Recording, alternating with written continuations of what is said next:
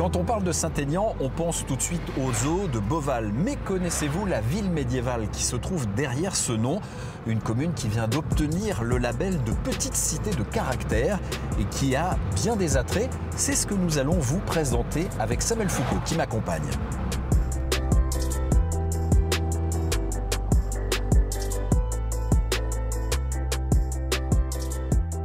C'est une ville magnifique. Avec la collégiale, le château. Moi, je ne m'y habitue jamais. C'est tellement beau quand on arrive sur le Cher et qu'on a en face la collégiale et le château. C'est merveilleux. C'est vraiment un beau spectacle. Et voilà.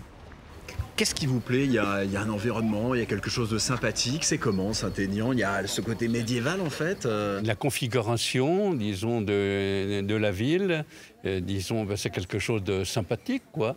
On a des beaux immeubles, et puis on a la vallée du Cher, le Cher qui est tout près, bien entendu. Alors on nous a conseillé d'aller visiter l'église et la crypte qui sont exceptionnelles. C'est ce qu'on va faire en empruntant cet escalier.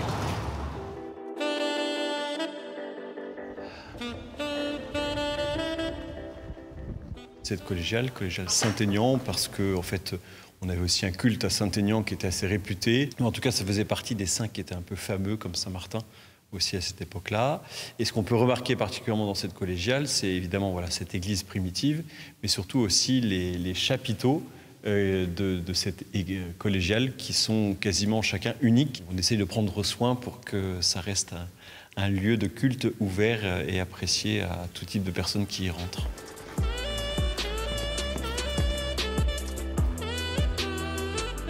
Ah oui, c'est très grand.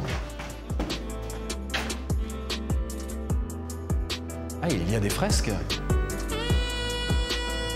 Celle-ci est la plus ancienne et c'est heureux parce que c'est celle qui est pratiquement la plus en couleur et donc qui doit être du 14e.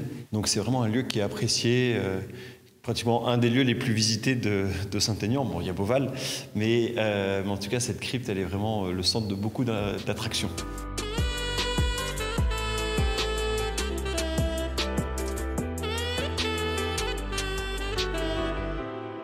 Messieurs, bonjour, vous êtes de Saint-Aignan? Ça fait 12 ans que je suis là seulement.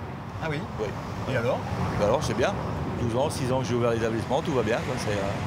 C'est un beau pari. Un beau pari bien réussi pour moi en tout cas. Vous veniez de loin? J'étais sur la Loire et après je suis né à Paris, moi, en région parisienne. Donc j'étais sur la Loire, à côté de Beaugency avant.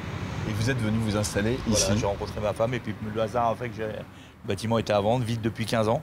Et c'était un pari, alors on fait un bistrot, on envoie et puis c'est parti. Voilà, et ça marche.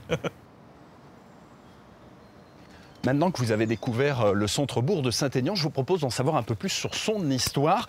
Nous allons découvrir le château.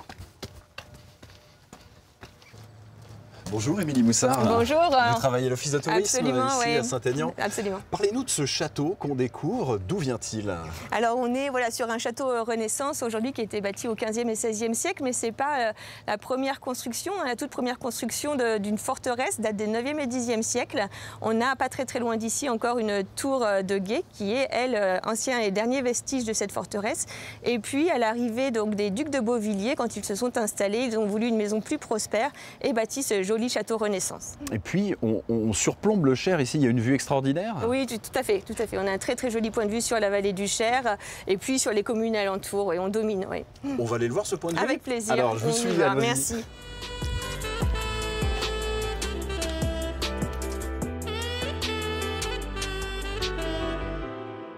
Voilà, mon village, c'est fini pour aujourd'hui. Si vous aussi, vous souhaitez faire découvrir votre village, vous pouvez nous envoyer un courrier électronique à l'adresse qui s'affiche en bas de votre écran. Nous, on va continuer d'admirer la vue.